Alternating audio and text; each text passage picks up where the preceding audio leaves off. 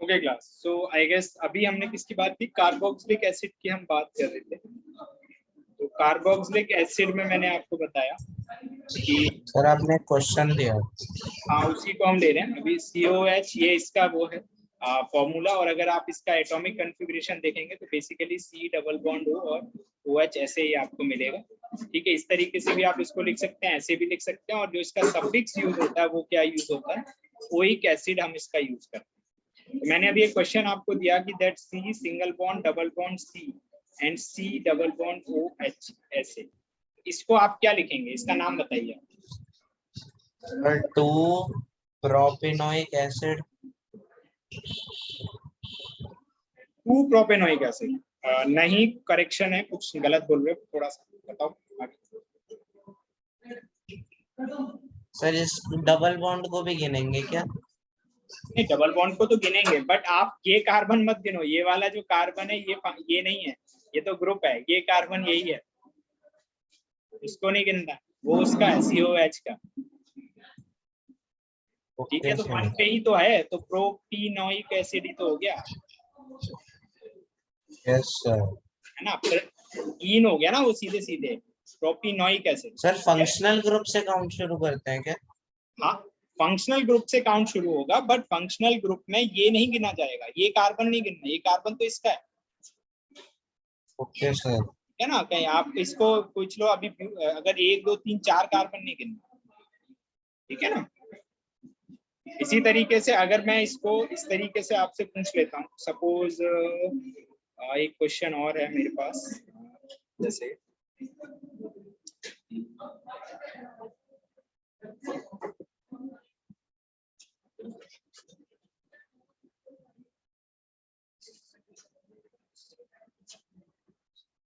इसका क्या नाम होगा बताइए। सर सिंगल बॉन्ड है सारे?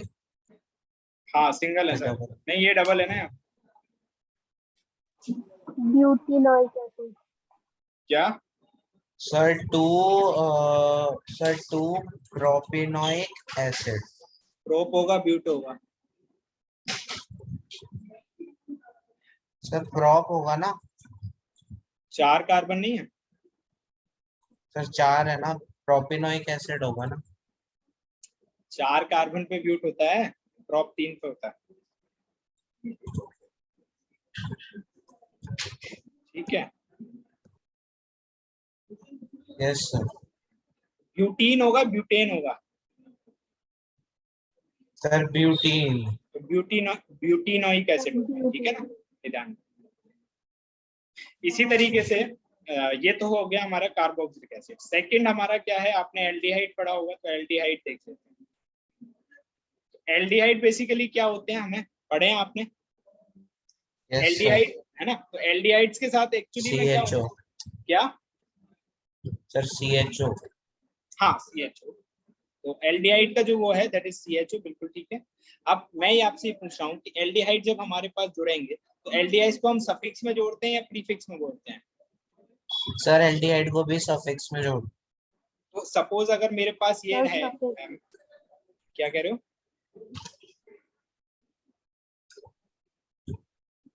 इसका क्या नाम होगा सर? इथेनॉल। नहीं सर, एल्डिहाइड का C नहीं गिनते क्या? नहीं,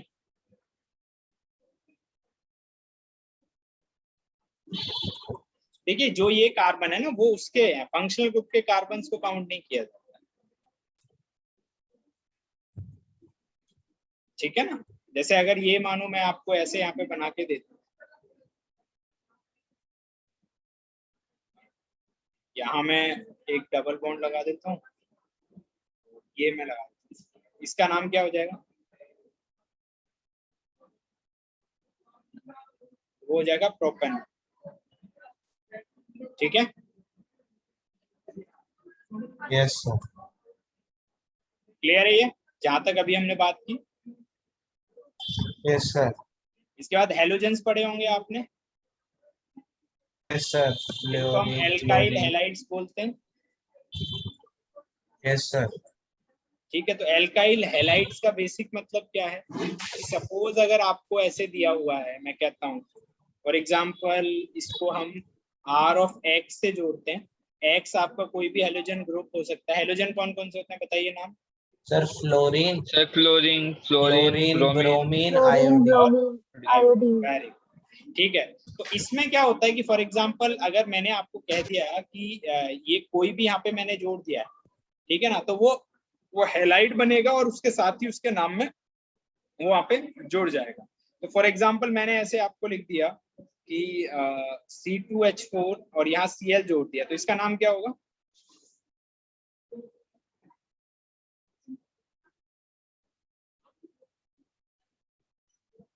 बोलो। Sir methane chloride. क्या सर? अच्छा वो क्या होगा, क्या होगा? Sir ethane chloride. नहीं नहीं। सर, इसका तो पहले प्रीफिक्स में लगता है ना ये। हाँ, तो हेलोजेंस जो हैं वो प्रीफिक्स में लगते हैं, ये ध्यान रखना। हेलोजेंस जो हैं वो आपके कहाँ लगेंगे? प्रीफिक्स में।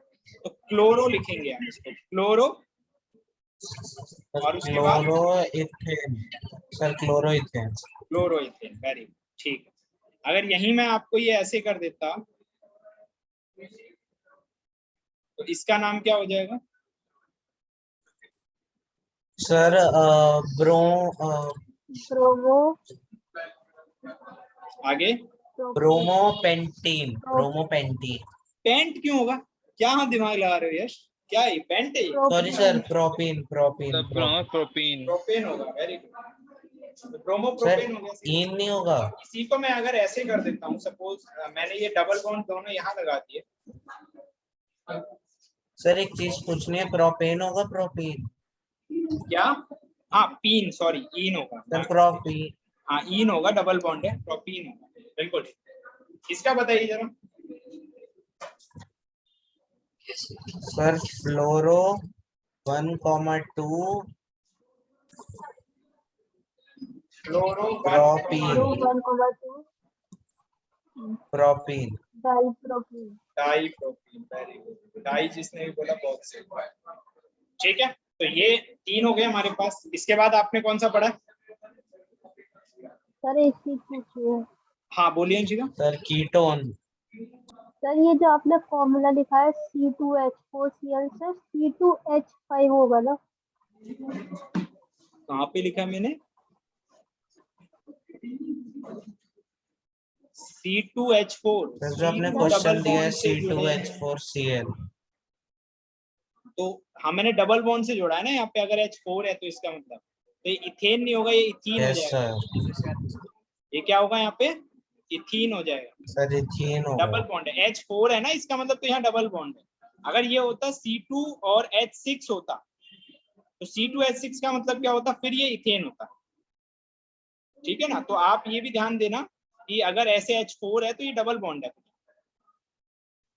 ठीक, यस सर। ये करेक्शन है। गुड। ठीक है अंशिका, वेरी गुड। और किसी को कुछ पूछना है? तो कार्बोक्सिलिक एसिड हो गया आपका, एल्डिहाइड्स हो गया, हेलोजेंस हो गए। ठीक है, और उसके अलावा सर कीटोन।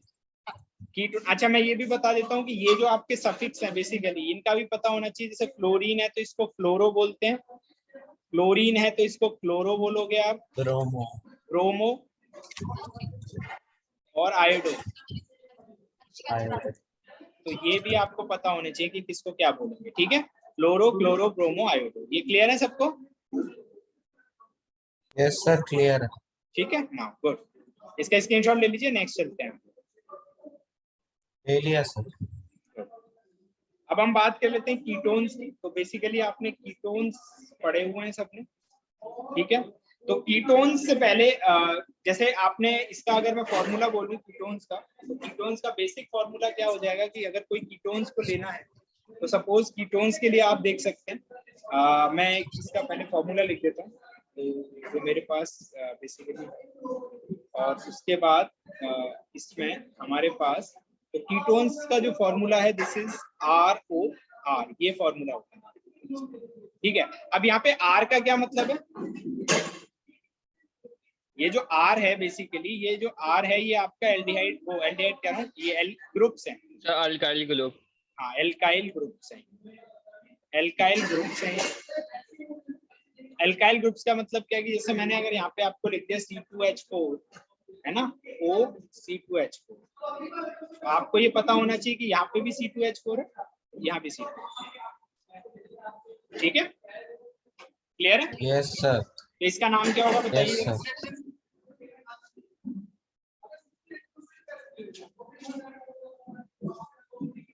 बताइए इसका नाम क्या होगा?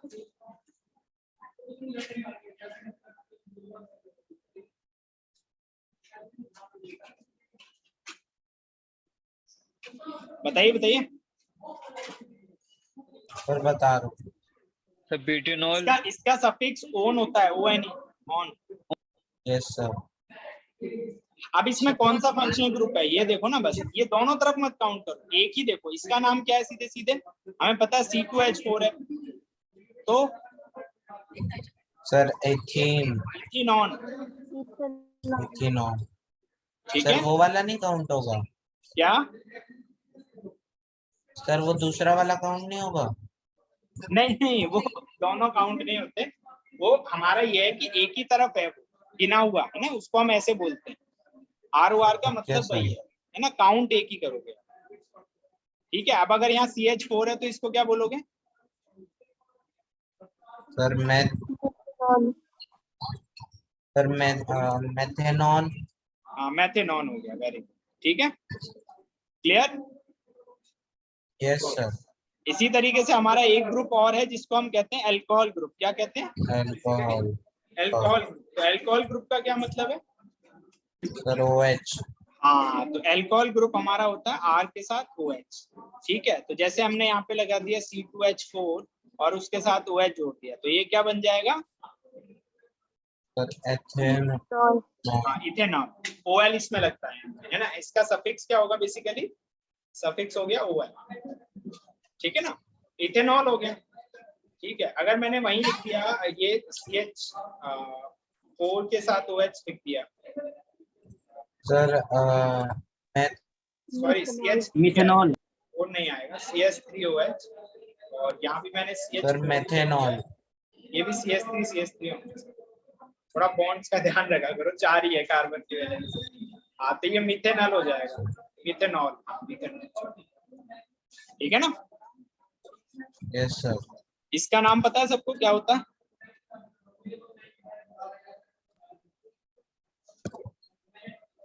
क्या है ये पता है? Sir benzene. Benzene, very good. और इसी बेंजीन के ऊपर अगर मैं ये कर दूं, इस बेंजीन के ऊपर अगर मैंने ये लगा दिया, तो ये क्या बन जाएगा? Sir benzoyl. सर बेंजीनॉल। बेंजीनॉल। बेंजीनॉल, ओके। तो इसी बेंजीनॉल का नाम क्या होता है? इसको फिनॉल कहते हैं, ठीक है, ये भी पढ़ लेना। Yes sir. फिनाइल या फिनॉल जो सुनते हैं ना, तो यही होता है, यस सर। ठीक। Yes sir. तो अच्छा, यही बेंजीन है अगर मानो, और इसी बेंजीन के ऊपर मैंने अगर ये लगा दिया COH, तो ये क्या बन जाएगा? Sir benzenoic acid. Benzenoic acid, बिल्कुल सही, बेंजीनोइक एसिड। और इसके ऊपर तो कोई भी अगर वो लगा दे, तो ये बेंजीन का भी आपको पता होना चाहिए। इनको हम क्या बोलते हैं? Cyclic hydrocarbon. जो बंद होते हैं ना, उनको क्या बोलते हो? Cyclic hydrocarbon. जो बंद है, ठीक है ना। बेंजीन रिंग इसी तरीके से बनी, और इसी तरीके से बहुत सारे हमारे हाइड्रोकार्बन्स बने, ठीक। तो यही आपसे 4-5 ज्यादा पूछे जाते हैं, इनके बारे में आपको पता होना चाहिए, ठीक है। इसके अलावा कुछ आपको लगता है कोई आपकी बुक में है एक्स्ट्रा है जो नहीं पता या नहीं आज समझ में आया पूछना है, वो आप पूछ लेना, वो मैं बता, ठीक है। क्लियर है ये सबको? Yes sir. जितना अभी तक यहाँ किया ये सब क्लियर है, डन। IUPAC पूरा नॉमेनक्लेचर, यस सर। ठीक। नाउ अब आगे चलते हैं। चलो, तो देखिए हमने अभी तक कार्बन की बात कर ली, वेरियस हाइड्रोकार्बन्स की भी बात कर ली हमने। ये भी देख लिया कि कार्बन काफी तरीके के जो कंपाउंड्स बनाता है वो क्या होते हैं, किस तरीके से वो काम करते हैं, और ये सारा हमें पता चलता है। नाउ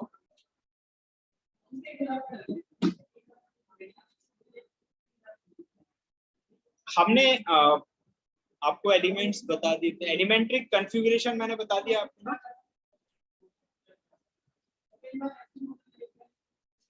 एलिमेंट्री नहीं सर। अरे वो KLMN नहीं बताया मैंने आपको, हाँ हाँ सर वो ऐसे उसको लिखते सब हैं। बता दिया है। तो आई गेस सारे टॉपिक्स हो गए हैं, कोई टॉपिक अभी रह गया है? देखते हैं कौन सा रह गया, मैं एक बार चेक करूं मैंने लास्ट क्लास में क्या क्या करा दिया। आप मुझे बताइए कोई एक बार। I guess metal and non metals हमने अभी नहीं किया, ये नहीं किया है ना? तो अब ये सर ये नहीं किया अभी तक। तो अब ये नेक्स्ट यूनिट है, हम इसको स्टार्ट करते हैं। जो भी यूनिट हो गया 3rd 4th वगैरह, ये पता नहीं कौन सी, ठीक है ना? तो वहां सर, जितना अभी तक third आपने है। पढ़ा, bond, atomic structure, formation, elements, molecules, compound, carbon, carbon bond, alpha, उन सब में बस उतना ही आएगा, उससे ज्यादा एक्स्ट्रा उसमें पढ़ने की जरूरत नहीं है, ठीक है। Now metals and non metals. So what do you mean by the metals? Metals क्या होता है, कौन बताए?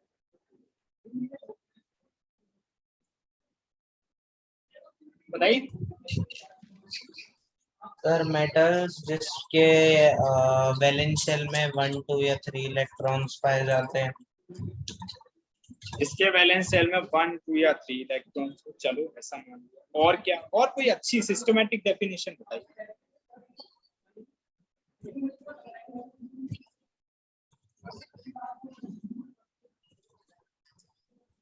एक टर्म आप लोगों ने Metals पढ़ी are होगी, two. Free electrons. Yes sir. आपने पढ़ा है कि मेटल्स में फ्री इलेक्ट्रॉन की कंसंट्रेशन ज्यादा होती है। कंसंट्रेशन जो है yes sir. Of free electron in metals is high, वो बहुत ज्यादा होती है। पढ़ा है आपने? Yes sir. ओके इसका क्या मतलब है? सर इसका मतलब है कि मेटल्स में वैलेंस शेल ज्यादा होते हैं तो इलेक्ट्रॉन्स फ्रीली रिवॉल्व करते हैं। नहीं, वैलेंस सेल ज्यादा नहीं होते। वैलेंस सेल में जो इलेक्ट्रॉन है उनका ऑक्टेट नहीं पूरा है, या तो ऐसा कह लो, या वो स्टेबल नहीं होते। सर फोर्स ऑफ ये कह अट्रैक्शन कम है ना। हाँ, तो इसका मतलब यह है कि इनकी रिएक्टिविटी हाई होती है। तो मेटल्स हाईली रिएक्टिव है इसका मतलब, और रिएक्टिविटी यस हाई सर। है तो इसका मतलब ये गुड कंडक्टर है। Yes sir. किसके? हीट के भी और सर इलेक्ट्रिसिटी हीट के भी। And electricity.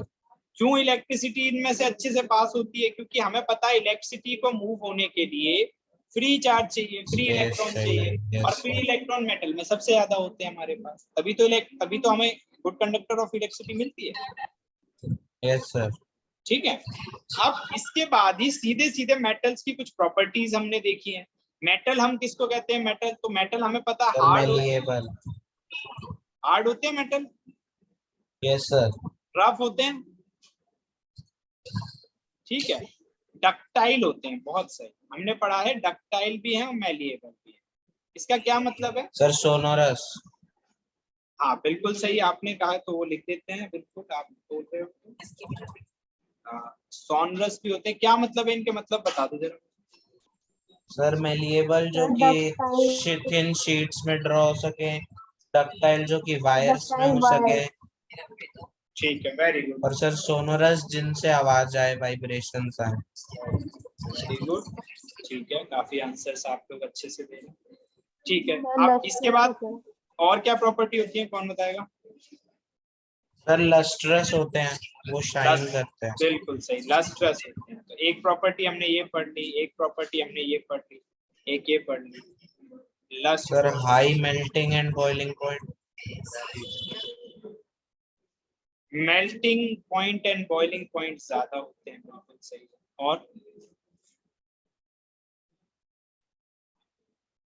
और बताइए। बस सर। बस नहीं? Anyone else? किसी को और को पता है?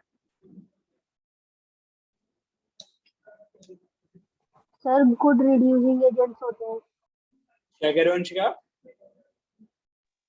सर गुड रिड्यूसिंग एजेंट्स होते हैं। Good reusability. Reducing agent. Reducing agent, हाँ ये भी ठीक है, चलिए गुड, रिड्यूसिंग एजेंट भी है। चल वेरी, अब तो ये देखो मैंने क्या बोला, मेटल से ज्यादा कुछ तो पूछेंगे नहीं, प्रॉपर्टीज ही पूछेंगे, तो ये आपको पता होना चाहिए, ठीक है। अब जनरल जब हम मेटल्स की बात करते हैं तो मेटल्स में आपने आयरन तो सबने पढ़ा ही है, यस सर। आयरन एक मेटल है ये हमारे पास, ठीक है। तो प्रॉपर्टीज तो हमें पढ़नी है, पर ये जो हम जब मेटल की बात करते हैं, ये मेटल्स में हमारे पास ये मेटल निकलती किससे है, तो आप लोगों ने एलॉय पढ़े हैं सब, यस सॉरी सर। एलॉय नहीं, एलॉय अभी आगे आएगा, ओर्स की बात कर लेते हैं। ओर्स पढ़े हैं आप लोगों ने, नो सर। हिंदी में अयस्क कहते हैं, पता है आपको। नो तो सर। ओर्स बेसिकली क्या होते हैं,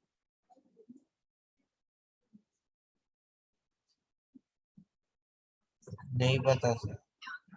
नहीं पता कोई नहीं, ओके, एनीवन एल्स, और कोई। सर वो मिनरल्स होते हैं जिनसे मेटल एक्सट्रैक्ट कर सकते हैं। हाँ बिल्कुल, तो ores are the basically raw materials या मिक्सचर ऑफ वेरियस सब्सटेंसेस कह लो, या वेरियस एलिमेंट्स भी कह सकते हो, by which metals will be extracted, जिसमें से मेटल्स को निकाला जाता है, ठीक है। आपने एक प्रॉपर्टी पढ़ी होगी मेटलर्जी, सबने पढ़ा होगा। मेटलर्जी का मतलब ये पूरा प्रोसेस है जिसके थ्रू ओर्स में से मेटल निकाले जाते हैं। जैसे हमें पता है फेरस ऑक्साइड मिलता है, आयरन जो है फेरस ऑक्साइड की फॉर्म में मिलता है, और उसको एक्सट्रैक्ट करके आप उसमें से क्या करते हो, प्योर आयरन निकालते हो, है ना। ऐसे गोल्ड है, गोल्ड जो प्योर मिलेगा वो बिल्कुल वाटर जैसा होता है, लाइट होता है, उसमें गोल्ड वाटर में थोड़ा सा कार्बन मिला के उसको हार्ड बना देते हैं, ठीक है ना। सोना है, वो जो कोल है, कोल में हीरा मिलता है, डायमंड मिलता है, ठीक है। तो ये जो है ये सब रॉ मटेरियल है कोल का। तो रॉ मटेरियल का मतलब क्या है, ओर होता है, अयस्क होता है, सबसे पहले उस ओर में से आप मेटल को निकालते हो। जैसे अगर आपको पेट्रोल निकालना है तो उसके लिए हमारे पास क्रूड ऑयल होता है, और उस क्रूड ऑयल को हम साफ करते हैं और फिर उसमें से पेट्रोल निकाल देते हैं, ठीक है ना। ये पढ़ा है, आप सब लोगों ने पढ़ा है कि नहीं पढ़ा है। तो ओर्स जो है वो बेसिकली हमारे वो है, क्या बोलते हैं,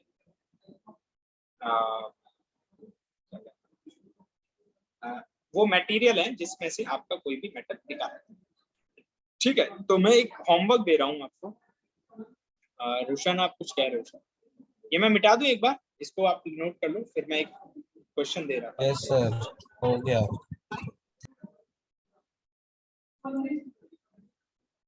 आपको करना क्या है कि मैं यहाँ जो लिख रहा हूँ,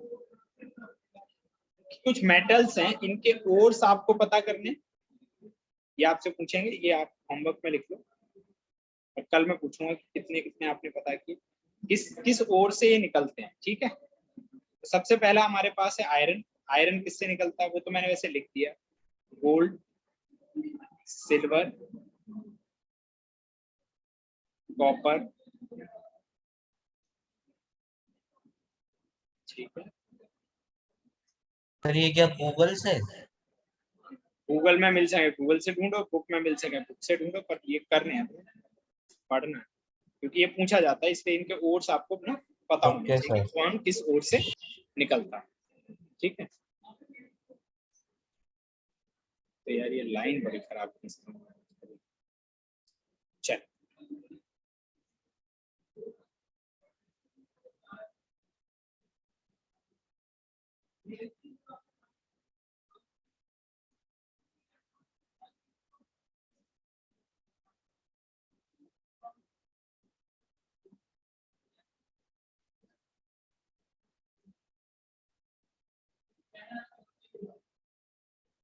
है, ये क्या हो रहा है,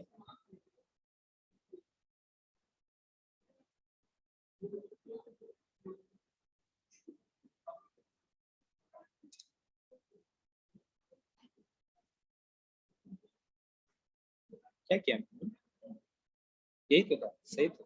पेन कहाँ है?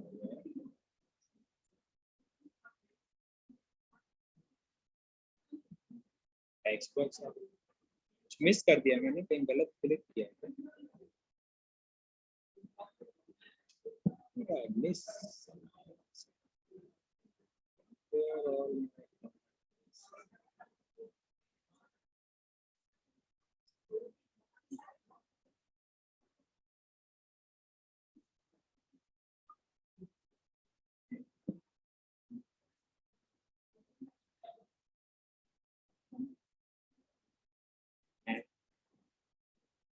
कोई नहीं, चेक करेंगे।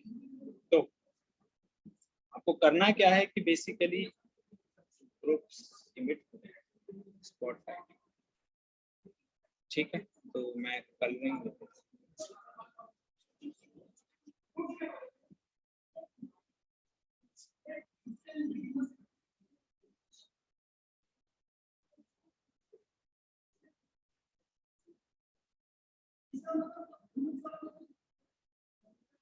कुछ मिस कर गया मुझे, मैं पैनिक हो गया। वेट लेट मी चेक क्या गड़बड़ हो गई है, क्योंकि मुझे अभी ये नया है, कुछ समझ आया नहीं, ठीक कर रहा था।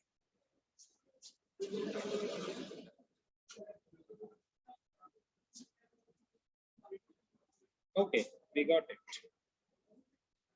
नाउ।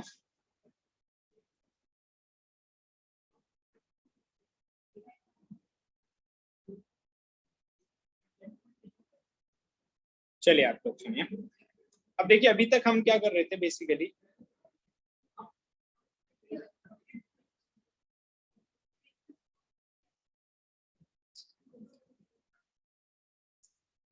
हाँ, तो आपको करना क्या है, मैंने आपको बोला कि कुछ मेटल्स हैं, उन मेटल्स के ओर्स पता करने हैं, ये आप कर लेना, ठीक है। मैंने लिख दिया है, और भी जो मिले वो कर लेना, मैं आपसे कल पूछूंगा, ठीक है ना। अब हम थोड़ा आगे चल देते हैं। नॉन मेटल्स की अगर हम बात करते हैं, फिर मैं मेटलर्जी देखेंगे हम कल, ठीक है। आप नॉन मेटल्स बेसिकली क्या है, अगर इनकी प्रॉपर्टीज की बात करें तो मैंने जैसे आपसे कहा कि मेटल्स नॉन मेटल्स में प्रॉपर्टीज पे ही क्वेश्चन बनेगा कि ये प्रॉपर्टी है या नहीं है, ये क्या क्या प्रॉपर्टीज मेटल्स में लाई करती है, क्या नॉन मेटल्स में लाई करती है। तो नॉन मेटल की प्रॉपर्टीज में सबसे पहला तो प्रॉपर्टी वही आ जाती है कि बैड कंडक्टर हो गए।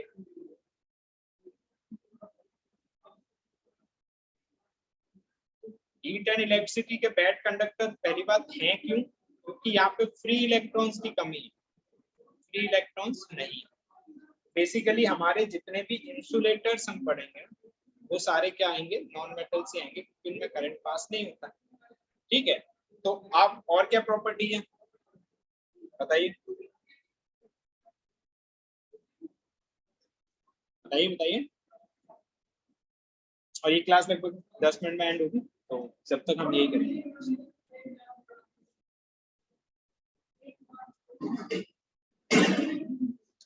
बोलिए, मेरी आवाज तो आ रही है सबको? क्या हो गया, कैसे शांत हो गए? Yes sir. हाँ तो बोलो फिर,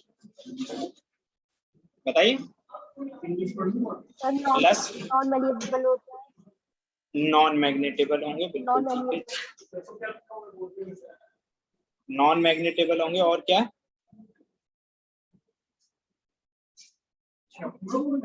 और बताइए।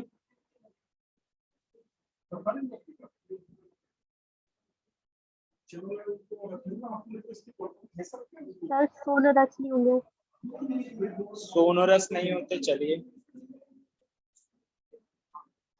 कहने का मतलब जो सारे वहां होते हैं ये नहीं होते, है ना। डक्टाइल नहीं होंगे, मैलेबल नहीं होंगे,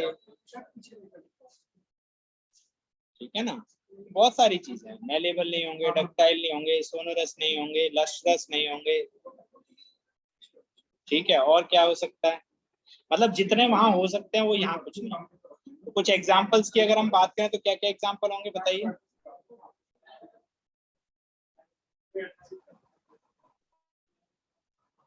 बोलिए। हाइड्रोजन, हाइड्रोजन, अच्छा। हाइड्रोजन हाइड्रोजन वैसे नॉन मेटल है, आज इसको ही डिस्कस कर लूंगा, अभी बताऊं हाइड्रोजन मेटल है, नॉन मेटल है या मेटलॉइड है, क्या है?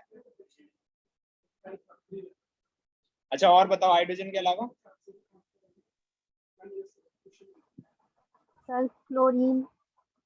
क्या कह रहे हो Anshika? Sir chlorine. Chlorine, okay. और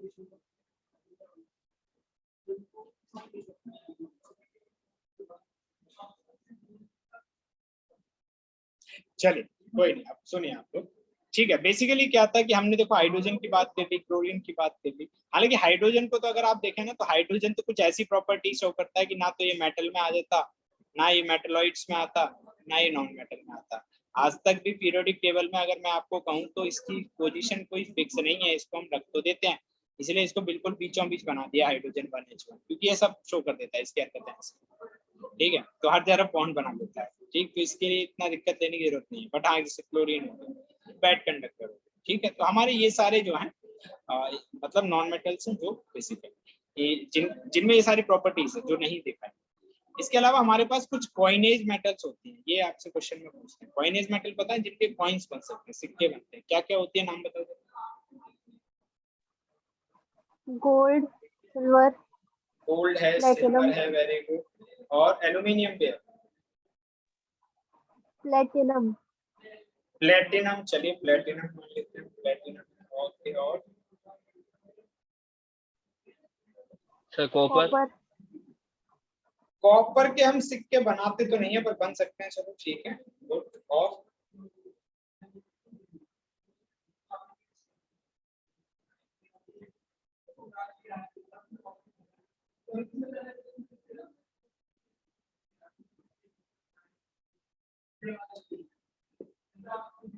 चलिए, तो यही है एक, आई गेस ब्रास या ब्रॉन्ज में से होता है, तो आप चेक कर लेना, बाकी मेन ही है। तो कॉइनेज मेटल पे अगर कोई क्वेश्चन आए तो आप बस उनको पता होना चाहिए कॉइनेज मेटल क्या है, जिनसे कॉइन सिक्के। ठीक है, तो आज हम यही रखते हैं। थोड़ा सा एक टॉपिक और है छोटा सा भी, क्योंकि 5 मिनट है, तो मैं हल्का सा डिस्कस कर लेते हैं, कल उसको डिटेल में। ठीक है, तो जैसे अभी हमने ओर्स की बात की, ऐसे एक हमारे पास होते हैं एलॉय। एलॉय पता है किसी को क्या होता है? बताइए। तो हम क्या करते हैं, दो मेटल्स का मिक्सचर कर देते हैं एक तरीके से। एलॉय का मतलब क्या है, दो मेटल्स का मिक्सचर आप अगर कर देते हो तो वो एक तरीके का एलॉय बन जाता है। इसका अपना फायदा क्या होता है, तो टू इंक्रीज दी प्रोडक्टिविटी कह लो या रिएक्टिविटी कह लो। एक तो रिएक्टिविटी इंक्रीज हो जाती है मेटल की, उसकी कैपेसिटी बढ़ जाती है, और कई बार उसमें रस्टिंग नहीं होती, कोरोजन नहीं होता, ऑक्सीडेशन से बच जाता है। तो ये सारे अपने फायदे हो जाते हैं एलॉय। और कई बार एलॉइंग करने से क्या होता है, वो हार्ड बन जाता है, तो रेडी टू यूज हो जाता है, तो उससे आप आसानी से यूज कर पाते हैं, ये इसका फायदा है। तो मैं अगर आपसे कहूँ कि कौन कौन से एलॉय होते हैं, तो वो आपको पता होना चाहिए। तो आपने स्टेनलेस स्टील का नाम सुना होगा सब लोगों ने, ठीक है। ब्रॉन्ज का नाम सुना होगा आपको, और उसी तरीके से आप लोगों ने एक नाम सुना होगा, दैट इज गोल्ड। एक शोल्डर वायर होता है, वो भी होता है शोल्डर। और सर ड्यूरेलिन, क्या? ड्यूरेलिन, मैंने सुना है। सर ड्यूरेलिन, ड्यूरेलिन क्या कह रहे हो, ड्यूरेलिन? Yes sir. ओके, ठीक है। तो आपको करना क्या है, ये भी आपको एक होमवर्क में है कि ये किस किस के एलॉय हैं, आपको ये लिख के लाना है सबको, है ना। तो 2 होमवर्क हो गए आज आपके पास। एक तो ये हो गया, हालांकि आप करते नहीं हो, करोगे तो अच्छा है, नहीं तो कल मैं ही लिखाऊंगा फिर तो, पर कर लो तो ज्यादा बढ़िया। ठीक है, कि कौन कौन किसका एलॉय है ये आपको लिखना है, और दूसरा आपको ये लिख के लाना है कि हमारे पास जो हमारे मेटल्स हैं वो किस किस कोर्स से एक्सट्रैक्ट। ठीक है, क्लियर है ये सबको? Yes sir. Yes sir. तो ये था आज का, आई गेस अब टाइम होने वाला है, तो थैंक यू। अब आपको कुछ पूछना है तो आप पूछ सकते हैं, क्वेश्चन आंसर्स पूछिए।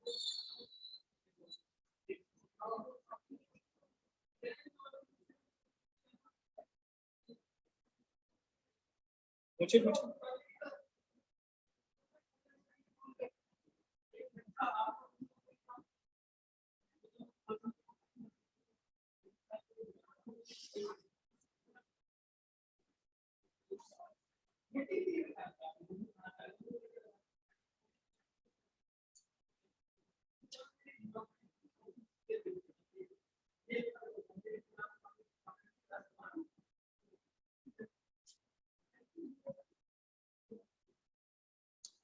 चलो ठीक है, okay, no question I guess, thank you everyone, you all can leave now, thanks.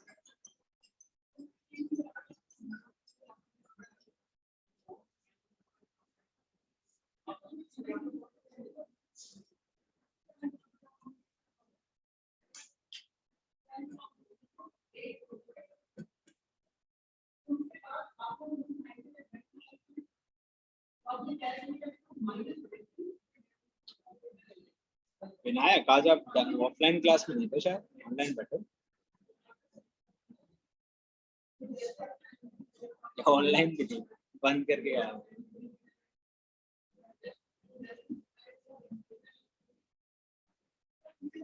चलो गुड, थैंक यू।